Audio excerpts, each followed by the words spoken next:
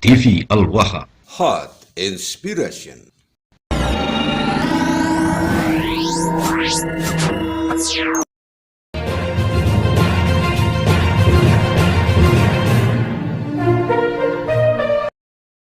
Kenapa sih harus ada nabi-nabi di dunia ini? Kenapa Tuhan nggak langsung aja install wahyunya ke diri kita masing-masing saat kita lahir?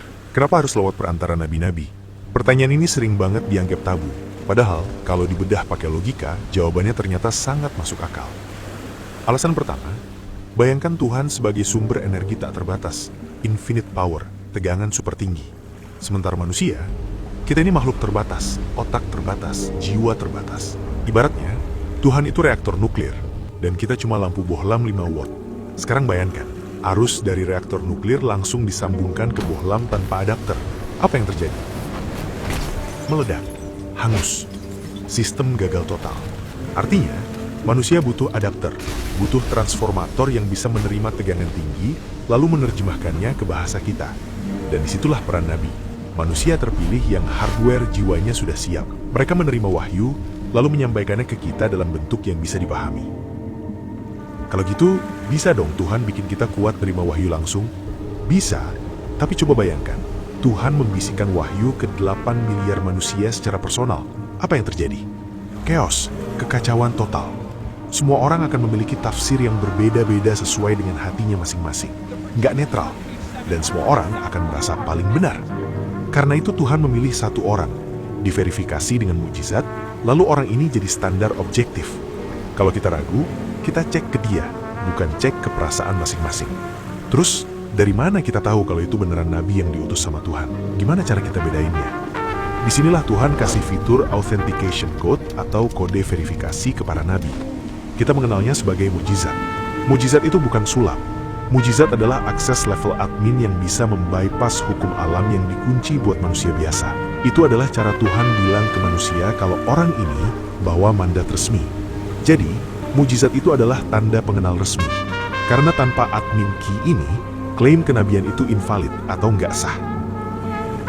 Oke, kalau gitu, kenapa nggak satu nabi aja dari awal sampai kiamat? Ini yang disebut software update. Bayangkan hukum atau aturan Tuhan itu kayak OS atau operating system. Misalnya, Nabi Adam itu bawa OS Windows 95. Kenapa? Karena masalah manusia saat itu masih basic. Belum ada perbankan global, belum ada rekayasa genetika. Kalau aturan zaman Nabi Adam dipakai buat ngurusin masalah kripto atau bioetik hari ini, ya nggak akan kompatibel.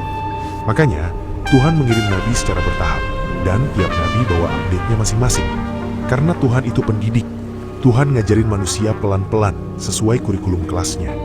Terus, bedanya nabi sama rasul apa? Kan sama-sama utusan. Jawabannya ada di skala job desk dan level update-nya. Tugas nabi mengingatkan kembali aturan lama, tanpa merubah sistem inti. Jadi OS-nya tetap sama, cuma diperbaiki errornya. Sedangkan Rasul itu ibarat major update, kayak update dari Windows 10 ke Windows 11. Rasul datang bawa kitab baru dan hukum baru, makanya jumlah Rasul jauh lebih sedikit, karena major update nggak terjadi setiap hari. Kenapa semua nabi diutusnya di Timur Tengah? Kenapa nggak di Antartika? Ini murni karena masalah geopolitik dan strategi distribusi. Coba lihat peta dunia kuno. Timur Tengah itu satu-satunya wilayah daratan yang menghubungkan 3 benua sekaligus, yaitu Asia, Afrika, dan Eropa. Timur Tengah adalah ruang tamu dunia, atau hub servernya peradaban. Karena jalur sutra lewat situ, pedagang dari China, India, Romawi, Mesir, semua meet up di situ. Jadi Tuhan taruh pemancarnya atau nabi di tengah keramaian itu. Ibarat pasang router wifi ya taruh di tengah rumah kan, bukan di pojok gudang. Jadi, lokasi itu dipilih karena fungsinya yang strategis, bukan karena rasnya. Tapi bukan berarti Tuhan nggak pasang server lokal di tempat lain. Karena di agama Islam disebutkan, dan tidak ada suatu umat pun melainkan telah ada padanya seorang pemberi peringatan. Artinya, ada kemungkinan besar Tuhan juga ngirim nabi ke suku Inka, ke tanah Jawa, ke China, atau ke Eropa kuno. Tapi mungkin skala mereka adalah lokal admin. Tugasnya spesifik untuk kaum itu aja, tapi head office dan press release utamanya dipusatkan di jalur tersibuk dunia, biar gampang diakses. Terus, kalau sumbernya satu dari Tuhan, kenapa nama agamanya beda-beda? Kenapa nggak satu nama aja dari awal? Jadi, sebenarnya pesan inti semua nabi sama, yaitu tunduklah kepada Tuhan yang satu. Dan yang terjadi adalah branding oleh para pengikutnya. bukan sebutan resmi dari Tuhan saat itu. Misalnya, sebutan agama Yahudi merujuk ke suku Yehuda, dan sebutan agama Kristen juga merujuk ke pengikut Yesus. Jadi itu nama para pengikutnya. Nah, di final update, Tuhan luruskan lagi. Sebutannya bukan ke nama nabi, tapi ke kata kerja, yaitu Islam, yang artinya berserah diri. Kalau emang sistemnya software update, terus kenapa update-nya berhenti di Nabi Muhammad? Padahal zaman makin gila. Jawabannya ada di konsep final release dan data integrity. Pertama, nabi-nabi terdahulu dikirim berulang karena ajaran nabi sebelumnya hilang atau terlupakan, jadi butuh di-restore ulang. Tapi di era nabi terakhir, wahyu yang turun bukan hanya ditulis, tapi juga dihafal secara masif. Al-Quran dijaga dengan sistem blockchain manual, dihafal miliaran orang dengan persis sama. Karena itu, source code-nya masih murni dan terjaga. Itu adalah tanda kepercayaan Allah Subhanahu wa Ta'ala kepada intelektualitas manusia akhir zaman. Yang kedua adalah kedewasaan manusia. Ibarat orang tua mendidik anak, waktu balita harus dituntun tangannya. Tapi ketika anak sudah dewasa, orang tua cukup kasih prinsip dasar atau core values. Sisanya, gunakan akalmu.